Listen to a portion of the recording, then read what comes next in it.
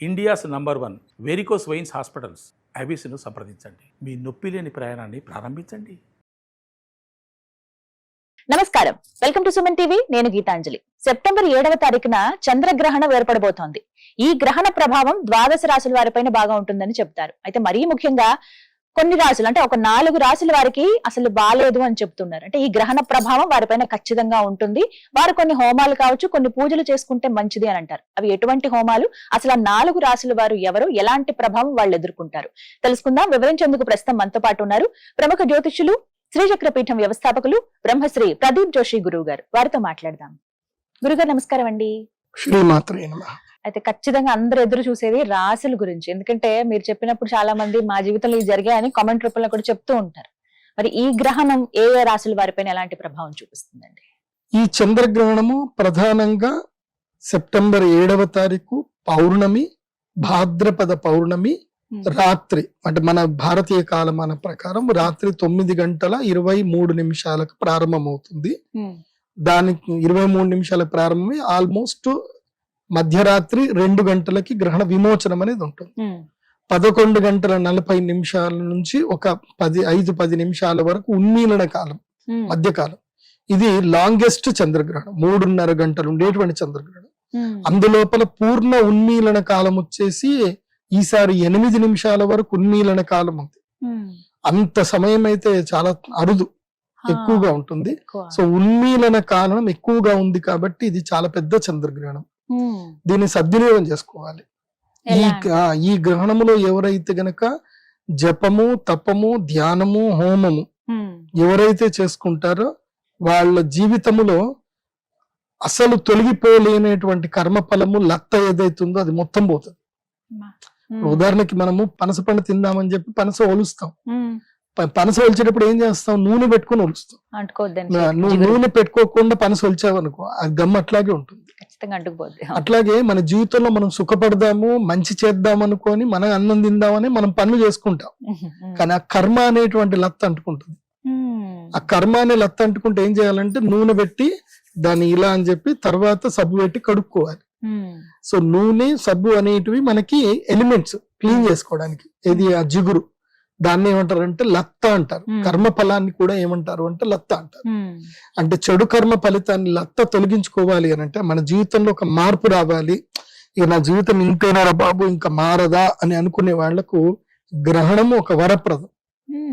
ఎందుకోసం అంటే ఆల్రెడీ చాలాసార్లు చెప్పాను, గ్రహణ సమయము దేవతలకి గడ్డు కాలము, రాక్షసులకి అనుకూల కాలం. ఆ సమయంలో మానవుడే దేవుడు అవుతాడు, దేవతలు మనుష్య స్వరూపులైపోతారు, దేవతలు శక్తి విహీనులు అవుతారు. ఆ సమయంలో గనక మనం దేవతలకు గనక హవిస్సు మూలకంగా శక్తిని మనం ఇవ్వగలిగితే ఆ 3.5 గంటలు, ఒక్క నిమిషము ఈక్వల్ టు ద ఒక 1 month అనుకోండి. మీరు అక్కడ ఒక్కొక్క నిమిషం ఒక్కొక్క స్వాకారం ఇచ్చిన ఆ ఒక్క స్వాకారం మిమ్మల్ని ఒక 1 రోజులు కాపాడుతుంది.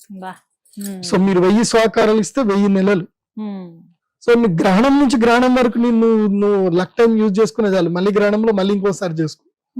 సో నీకు ఒక 1 year ప్రొటెక్ట్ చేసినా చాలు, దేవత లక్ ఇచ్చినా చాలు. కానీ గ్రహణ అందుకోసమే మనం లలితా సహస్రనామంలో కూడా మనం ఏం చెప్తాం, ఆ ఉత్తర పీఠికలు వస్తుంది, సూర్యగ్రహే మహానద్యం, అంటే గ్రహణ సమయంలో కోటిలింగ ప్రతిష్టాంచాను, 1,000,000 లింగాల ప్రతిష్టాపన చేస్తే పుణ్యం వస్తుందని చెప్తారు. అట్లాగే గణపతి అథర్వశీర్షుని కూడా ఏం చెప్తారు, సూర్యగ్రహే మహానద్యాం ప్రతిమా సన్నిధౌవా జప్త్వా సిద్ధ మంత్రో భవతి అని చెప్పేసి అంటారు. అంటే గ్రహణ సమయములో మనం ఏదైనా ఒక శక్తిని మనం ఉపాసన చేస్తే ఆ శక్తి వల్ల మనం శక్తివంతులం అవుతాం. అది చాలా మందికి తెలియదు. ఇది ట్రెండ్ కూడా సెట్ చేసింది నేనే. ఇప్పటి వరకు ఎవ్వరు కూడా చంద్రగ్రహణం అప్పుడు, సూర్యగ్రహణం అప్పుడు యాగాలు చేసిన వాళ్ళు ఎవరూ లేరు. ఫస్ట్ టైం ట్రెండ్ సెట్ చేసింది నేనే. నా దగ్గర వచ్చి యాగాలు చేసిన వాళ్ళు అందరూ సూపర్ గా సెటిల్ అయిపోయారు. అందరు లైఫ్ మారిపోయింది. అసలు ఒక ఆవిడైతే నేను ఇల్లే కట్టుకుంటానా లేదా అనేది ఒక డ్రీమ్ అనుకుంది, 3 ఇళ్ళు కట్టుకున్నాను.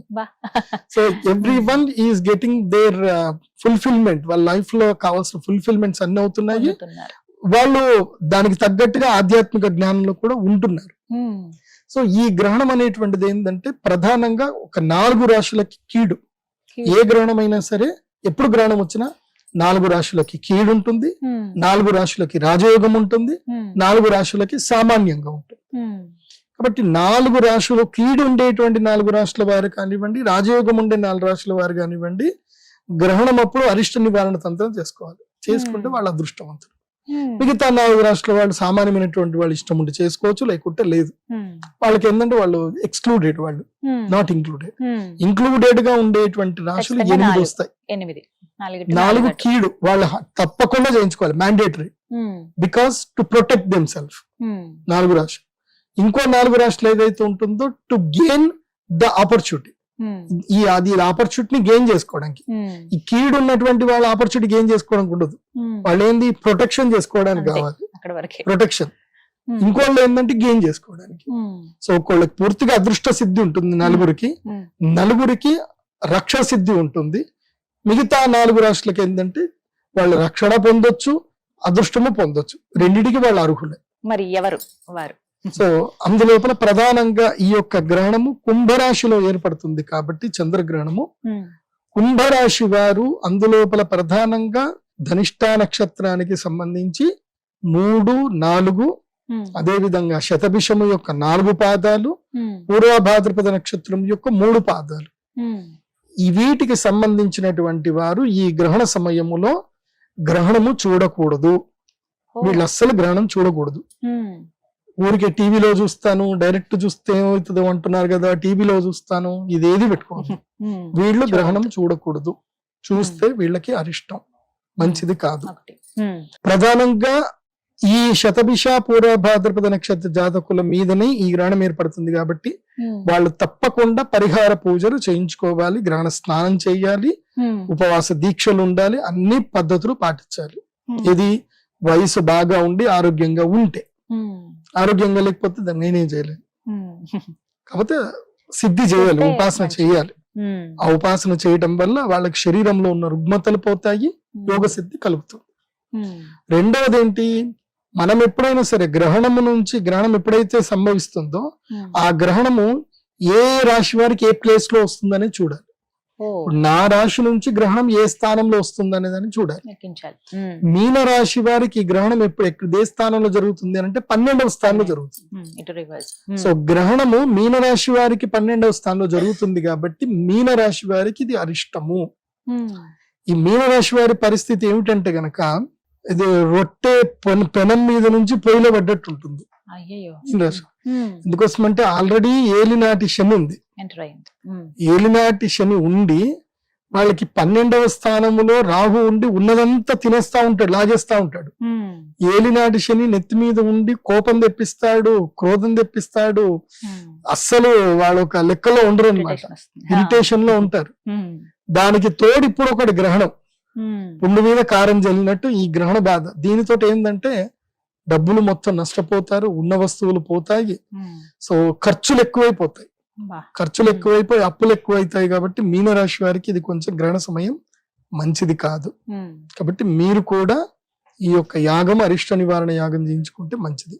ఎవరెవరికి కుంభరాశికి ఒకటి ఏంటంటే ఆరోగ్య నష్టము, మానసిక దౌర్బల్యము, ఇవి జరిగే అవకాశం ఉంటుంది. మీనరాశి వారికి ఖర్చులు విపరీతంగా పెరుగుతాయి, దూర ప్రయాణాలు తిరగవలసి వస్తుంది, అనవసర ప్రయాణాలు ఉంటాయి. సో కుంభరాశి, మీనరాశి ఈ 2 రాశులకి మంచిది కాదు. ఇంకా ఏ రాశుల వారికి గడ్డు కాలం ఈ గ్రహణం వల్ల గురువు గారు? ఇప్పుడు జన్మస్థానం అయిపోయింది, ద్వాదశ స్థానం అయిపోయింది. మనం కొంచెం అటు నుంచి వస్తే అష్టమ స్థానం. తమ రాశి నుంచి అష్టమ స్థానములో గనక గ్రహణం ఏర్పడితే ఆయుర్భంగము, ఆరోగ్య నష్టము, ఆయుర్భంగము. అదే విధంగా మనకి ప్రతిష్టాభంగం కూడా ఉంటుంది. అంటే పరువు నష్టం జరగడము, పరువు పోవడము, రూమర్స్ క్రియేట్ అవ్వడము. ఇది ఎవరికి అనంటే కర్కాటక రాశికి. కర్కాటక రాశి నుంచి కుంభరాశి కౌంట్ చేసుకోవాలి. కర్కం నుంచి కుంభం కౌంట్ చేస్తే 8వ స్థానం అవుతుంది. సో కర్కాటక రాశి వారికి ఈ గ్రహణము మంచిది కాదు. వీళ్ళ కర్కాటక రాశి వాళ్ళు ఈ గ్రహణ సమయంలో మాత్రం చాలా జాగ్రత్తగా ఉండాలి. ఈ గ్రహణమైనప్పటి నుంచి ఈ ఏదైతే గనక 40 రోజుల వరకు, ఆల్మోస్ట్ దీపావళి వరకు కొత్త వాహనాలు కొనుక్కోవడం గానీ చేసుకోకూడదు. చాలా మంది దసరాకి వాహనాలు కొనుక్కుంటారు. కర్కాటక రాశి వాళ్ళు ఈసారి వాహనం కొనుక్కోకూడదు, దీపావళి దాకా కొనుక్కూడదు. దీపావళి తర్వాత కావాలంటే సూర్యగ్రహణం అయిపోయిన తర్వాత, దీపావళికి అమావాస్య అయిన తర్వాత కావాలంటే కార్తీక మాసంలో కొనుక్కోండి. కానీ ఈసారి దసరాలకు మాత్రం కొనకూడదు. ఎందుకోసం అంటే గ్రహణ ప్రభావం తప్పకుండా 30 రోజుల పాటు ఉంటుంది. అందుకే కర్కాటక రాశి వారు ఏంటంటే దూర ప్రయాణాలు చేయకూడదు, దూర ప్రయాణాలు జోలికి వెళ్ళకూడదు. 2 వీలర్స్ నడిపించినప్పుడు చాలా జాగ్రత్తగా ఉండాలి. ట్రాఫిక్ రూల్స్ భయంకరంగా పాటించాలి, తప్పకుండా పాటించాలి. సో కర్కాటక రాశి వారు ఆరోగ్య విషయంలో అప్రమత్తంగా ఉండాలి. బయట ఫుడ్ ఏది కూడా తినకూడదు. మోస్ట్లీ మీరు కర్కాటక రాశి వాళ్ళకి చెప్పేది ఏంటంటే ఒక 2 నెలల పాటు వెజిటేరియన్ గా ఉండండి. ఒక 2 నెలల పాటు ఈ నాన్ వెజ్ మానేసేయండి, వెజిటేరియన్ గా ఉండండి. చింతపండు కూడా మానేసేయండి, చక్కెర కూడా మానేయండి అని చెప్తా. ఇంకేంటి గురుగారు ఇంకేం తినకుండా ఉండాలి అట్లా అన్నట్టు ఉంటుంది. కానీ నిషిద్ధం. మీ యొక్క నియమాల ప్రకారంగా మీరు ఉండండి. ఆరోగ్యం కాపాడుకోవడం చాలా ముఖ్యం. ఇంకోటి ఏంటంటే కర్కాటక రాశి వారికి ఇంకో విషయం ఏంటంటే చెవులు బాగా గట్టిగా మూసుకోండి. చెప్పుడు మాటలు ఎక్కువగా వినాల్సి వస్తుంది. చెప్పుడు మాటలతోటి జీవితం పాడు చేసుకుంటారు. అష్టమ స్థానం అంటే ఆయుష్ స్థానం. ఇప్పుడు మనం మంచిగానే ఉంటాం, మనకి ఏం జరిగింది ఉండదు, మనం ఏం తప్పు కూడా చేసి ఉన్నాం. కాకపోతే రూమర్స్ క్రియేట్ చేస్తారు. రూమర్స్ క్రియేట్ చేసి మన మీద లేనిపోని అభాండాలు చెప్పి మనని ఇబ్బంది పెడతారు. సో ప్రతిష్టాభంగం కూడా జరుగుతుంది. కాబట్టి ఏది పట్టించుకోవద్దు. నీ సంతోషము నీ ఆస్తి, నీ ఆనందము నీ ఆస్తి. అది ఎవరు దాన్ని నాశనం చేయరు. Unless you entertain them.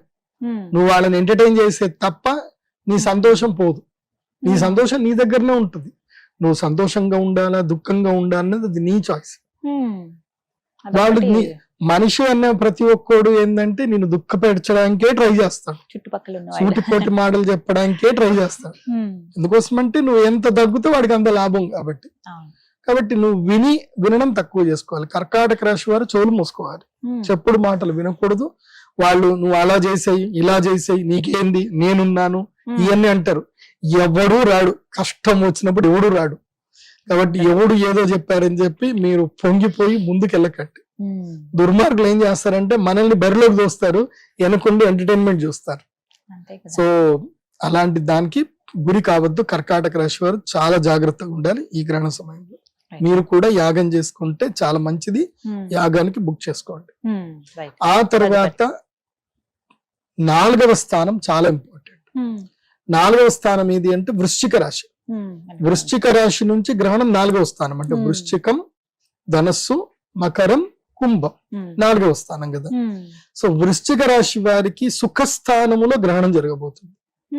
సుఖస్థానంలో గ్రహణం జరిగితే ఏమవుతుంది అంటే సుఖం పోతుంది, సుఖం ఉండదు. అంటే ఇల్లు అమ్ముకోవాల్సిన పరిస్థితులు వస్తాయి. ఆ 30 రోజులు చాలు. గ్రహణ ప్రభావం కనుక గట్టిగా పడింది అనుకోండి, ఆ 30 రోజుల్లో ఏదో ఒకటి జరుగుతుంది. ఆ ఇల్లు తాకట్టు పెట్టడమో, అప్పు తీసుకోవడమో, ఏదో వ్యాపారం పెట్టడమో, ఆ ఉన్న వ్యాపారం అంతా పోయి ఇల్లు ఆక్షన్లకు వెళ్ళిపోవడం ఇట్లా జరుగుతుంది. సో ఈ 30 రోజులు తాకట్టు పెట్టడం, బంగారం తాకట్టు పెట్టకూడదు, అప్పు తీసుకోకూడదు, ఇల్లు తాకట్టు పెట్టకూడదు. ఈ 30 రోజులు ఫినాన్షియల్ డీల్ చేయకూడదు. ఏ ఫినాన్షియల్ డీల్ చేసినా అంతే. అండ్ 4వ స్థానానికి ఒకటి ఏంటంటే గృహము, వాహనము, మాత, సౌఖ్యం ఇవన్నీ వస్తాయి. సో తల్లిగారి పట్ల ఆరోగ్యం చాలా జాగ్రత్తగా చూసుకోవాలి. మీ అమ్మగారి ఆరోగ్యం పట్ల అప్రమత్తంగా ఉండాలి. బాత్రూమ్లు సరిగ్గా మీరే వెళ్ళి కడగండి. నేను ఎందుకు ఇంత ఓపెన్ చెప్తున్నా అంటే అనుభవపూర్వకంగా చెప్తున్నా. ఇప్పుడు మన ఇంట్లో ఆడవాళ్ళు అమ్మ ఎక్కడికి పోదు, అమ్మ ఇంట్లోనే ఉంటుంది, ఇంకేడిపోతుంది. అమ్మ ఇక్కడ ఇంట్లో ఉంటుంది. ఇంట్లో అమ్మ కష్టం వస్తే 2 చోట్లనే కష్టం వస్తుంది. ఒకటి ఏంటంటే ఇంట్లో ఎక్కడైనా జారి పడితే దెబ్బ తగులుతుంది, లేదంటే ఆ సిలిండర్ లో ఏవో ఒకటి జాగ్రత్త చూసుకుంటే చాలు. అమ్మతోటి కూరగాయలు కట్ చేయించకండి, మీరే కట్ చేయండి. సో అమ్మని మీరు జాగ్రత్త చూసుకునే ప్రదేశాలు ఇవి మాత్రమే. నాకెందుకు అమ్మ బాత్రూమ్లు గడుగుతుందా అనుకోకండి, మీరే వెళ్ళి బాత్రూమ్లు బాగా క్లీన్ చేయండి. ఎందుకోసం అంటే అక్కడనే పాచి పడుతుంది, వర్షాకాలము జారి అక్కడ పడితే దెబ్బలు తాకుతాయి. మా కేసీఆర్ గారు అట్లనే పడిపోయి పాపం ఆయన దెబ్బలు తాగించుకున్నారు. కేసీఆర్ గారు ఆయనకి 2 సార్లు 3 సార్లు దెబ్బలు తాగించుకున్నారు కేసీఆర్ గారు. సో అట్లాగే ఎందుకోసం అంటే పెద్దవాళ్ళకి ఎలా ఎక్కడ ఎప్పుడు వెళ్తారో తెలియదు వాళ్ళకి. కాబట్టి ఇంట్లో మీ అమ్మగారిది మీ నాన్నగారిది బాధ్యత మీదే. చతుర్థ స్థానములో గనక గ్రహణం జరిగితే తల్లిదండ్రులకి హాని, నీకేం కాదు. నీకు పోయేదల్లా డబ్బులు పోతాయి, ఇల్లు దూరం అవుతుంది, కుటుంబంలో ఎవరికొకళ్ళకి ఏదో ఒక ఇంజురీస్ జరుగుతాయి, నువ్వు డబ్బులు అక్కడ ఖర్చు పెట్టాల్సి వస్తుంది. కాబట్టి వృశ్చిక రాశి వారు కొంచెం అప్రమత్తంగా ఉండాలి ఈ విషయంలో. సో ఈ 4 రాశులకి మంచిది కాదు. ఏ 4 రాశులు అంటే జన్మస్థానమైనటువంటి కుంభం. కుంభరాశి, ద్వాదశ స్థానమైనటువంటి మీనరాశి, అష్టమ స్థానమైనటువంటి కర్కాటక. కర్కాటక రాశి, చతుర్థ స్థానంలో గ్రహణం జరుగుతున్నటువంటి వృశ్చిక రాశి. ఈ 4 రాశులకి మంచిది కాదు. హోమాలు అవి చెప్పారు కదా గురువు గారు, ఎక్కడ చేయించుకోవాలి, ఎలా చేయించుకోవాలి? ఇది మా శ్రీచక్ర పీఠంలోనే యాగం చేస్తాం. ఆహా. శ్రీచక్ర పీఠంలో రాత్రిపూట యాగం ఉంటుంది. కేవలం 100 మందికి మాత్రమే అవకాశం. అంటే త్వరపడాలి. 100 మందికి మించి ఎవరిని ఇప్పుడు allow స్టార్ట్ చేయడం అవుతాయండి, ఉండదు. ఇప్పుడు నుంచి బుకింగ్స్ అల్లి స్టార్ట్ అయ్యండి. నా వెబ్సైట్ లో pradeepjoshi.com వెబ్సైట్ లోనే బుకింగ్స్ ఉంటాయి. డైరెక్ట్ గా వెబ్సైట్ త్రూనే బుకింగ్ చేసుకోండి. అంటే 100 మందికనే ఎందుకు పెట్టారు లిమిటేషన్? అంటే నేను అంత తట్టుకోలేను. నేను అంత మంది మాట్లాడేసరికి నేను అంత మందికి టైం ఇవ్వలేకపోతాను. నేను ఇబ్బంది అవుతుంది. అసలు ఆ క్రౌడ్ తట్టుకోలేను నేను. సో 100 మంది అనేసరికి ఆ 100 మందికి నా మీదనే ఉంటుంది గురుగారిని కలవాలి, గురుగారితో మాట్లాడివ్వాలి అని అంటారు. నేను ఆ 100 మందిని కలిసి వాళ్ళందరికీ ఇప్పుడు ఆ గ్రహణ సమయంలో పూజ ఎట్లుంటుంది అంటే ఫస్ట్ అందరిని ఎవరైతే జాతకాలు వాళ్ళందరివి పేపర్లన్నీ తీసుకుంటాం, వాళ్ళకి అప్లికేషన్స్ ఇస్తాం. వాళ్ళ బాధలు ఏందో వాళ్ళు మొత్తం రాయాలి. అక్కడ అభీష్ట సిద్ధి గ్రంథం ఉంటుంది మా దేవస్థానంలో.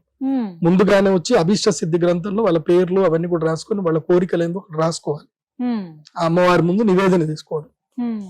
తర్వాత ఏదైతే గనక గ్రహణ పూజ స్టార్ట్ అవుతుందో దానికి నేను సిద్ధం అయ్యి ఉండాలి, రెడీగా జపం అంతా చేసుకొని రెడీ ఉంటాను. అగ్ని ప్రస్థానం చేస్తాను. ఈ అగ్ని ప్రస్థానం చేసేసరికి నా ఎనర్జీ ఆల్మోస్ట్ 15% అక్కడ పడిపోతుంది. అగ్ని ప్రస్థానం అయిన తర్వాత కూర్చొని గ్రహణం గురించి అందరికి చెప్పి గ్రహణ పూజ అంతా జరుగుతుంది. పూజ జరిగేటప్పుడు నేను ప్రతి ఒక్కరి దగ్గరికి వెళ్ళి మాల ఉంటుంది, జ్వాలాముఖి మాల ఉంటుంది. అందరికి జ్వాలాముఖి మాల నేనే వేయాలి చేయితోటి, వేరే వాళ్ళతోటి వేయడానికి లేదు. ఒప్పుకోరు కూడా. వేరే వాళ్ళు వేస్తారు అంటే లేదు గురుగారు వేయాలి అంటారు. సో ఈ వచ్చిన 100 మందికి నేనే మాలలు వేయాలి. 100 మందికి రుద్రశూల స్పర్శ ఇవ్వాలి. గ్రహణం అప్పుడు రుద్రశూల స్పర్శ లేకుండా గ్రహణం పూజ చేయడానికి లేదు. ఎందుకోసం అంటే రుద్రశూల స్పర్శని వాళ్ళకి రక్షిస్తుంది. ఇప్పుడు మనం దేవతలకి రక్షణ ఇస్తున్నాం. అప్పుడు సామ్రాజ్యం ఎవరిది గ్రహణ సమయంలో? రాక్షసులు.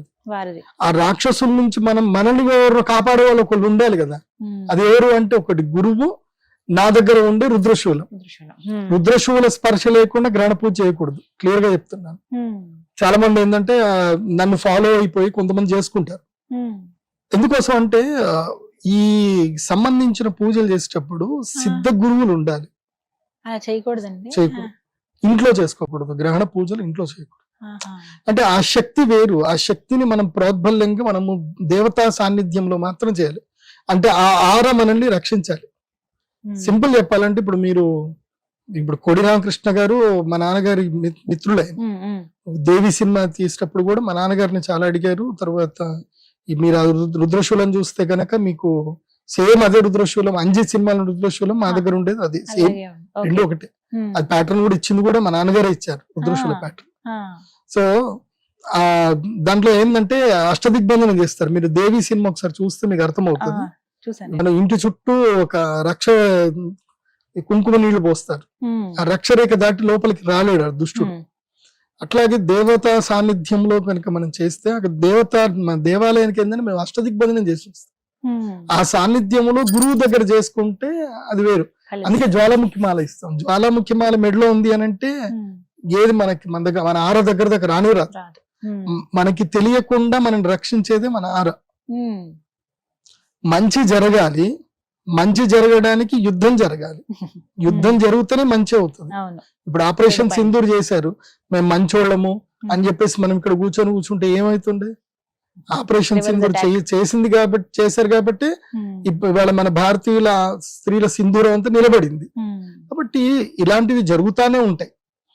మనము ధర్మానికి, అమ్మవారికి అనుకూలం యాగం చేసుకుంటాం. మన జీవితం ఉద్ధారం అవ్వాలని చేస్తాం. అంతేగాని ఏదో ఎవరికో నష్టం జరగాలని మనం చెయ్యం. కాకపోతే ఆ చేసే పద్ధతిలో లోపం ఉండకూడదు, జాగ్రత్త ఉండాలి. అంతకుమించి ఏం లేదు, దీంట్లో భయపెట్టేది ఏం లేదు. పద్ధతిగా చేసుకోవాలి అంతే. 100 మందికి అయితే అవకాశం ఉంది. త్వరగా ఇప్పుడే బుకింగ్ చేసుకుంటే అందరికి రుద్రశూల స్పర్శిస్తాము. తర్వాత మళ్ళీ అమ్మవారికి అర్చన ఉంటుంది. అమ్మవారికి తేనెతో అభిషేకం ఉంటుంది. తేనె అభిషేకం చేసిన తర్వాత అందరికి తమలపాకు తేనె ఇస్తాం. అది మ్యాండేటరీ. అది సో దానికైతే ఎగబడిపోతారు, మొత్తం అంత వస్తారు. దాదాపుగా తీసుకుంటారు. లాస్ట్ టైం ప్రసాదం షష్టగ్రహ కదండి. కూటం చేసినప్పుడు దాదాపు ఒక 1000 మంది వచ్చారు. ఓ. ఒకటేసారి 1000 మందికి ఇంత ఉన్న నాకు ఆ చిన్న 3 గంటల టైంలో 1000 మందికి నేను మాల వేయాలి, 1000 మందికి రుద్రశూల స్పర్శ చేయాలి, 1000 మందికి తమలపాకు ప్రసాదం ఇవ్వాలి. ఉమ్. నా వల్ల కాదు, కష్టం అవుతుంది. కష్టమైంది. సో అందుకే కొంతమందికి లిమిట్ పెడతాను. ఉమ్. సో అది 100 చేసిన minutes. తర్వాత మళ్ళీ ఇదంతా అయిన తర్వాత ఇదంతా ఒక ఎత్తు.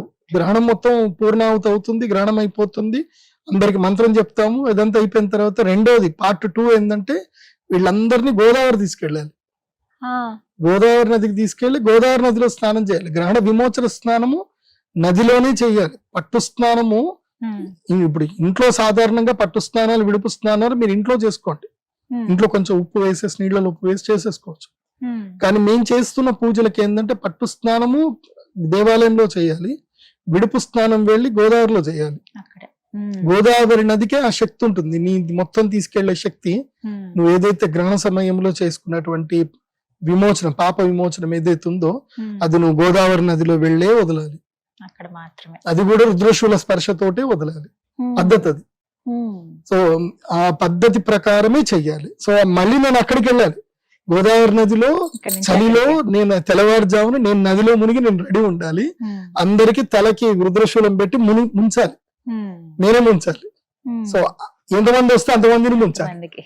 ఆ, సో అంతమందిని ముంచి మళ్ళీ అక్కడి నుంచి మళ్ళీ గుడికి వచ్చేసి అప్పుడు అందరికి యంత్రాలు ఏవైతే ప్రసాదం ఏదైతే ఉందో వాళ్ళందరికీ యంత్ర ప్రసాదం గ్రహణం అయిన తర్వాత ఇవ్వాలి. గ్రహణం టైంలో ఇవ్వకూడదు. గ్రహణం మొత్తం అయిపోయిన తర్వాత నేను శుద్ధ స్నానం చేసిన తర్వాత మళ్ళీ జపం చేసుకున్నాక అప్పుడు నేను వాళ్ళందరికీ ప్రసాదం, యంత్ర ప్రసాదం ఇచ్చి అప్పుడు అందరికి టాటా బాయ్ బాయ్ చెప్పాలి.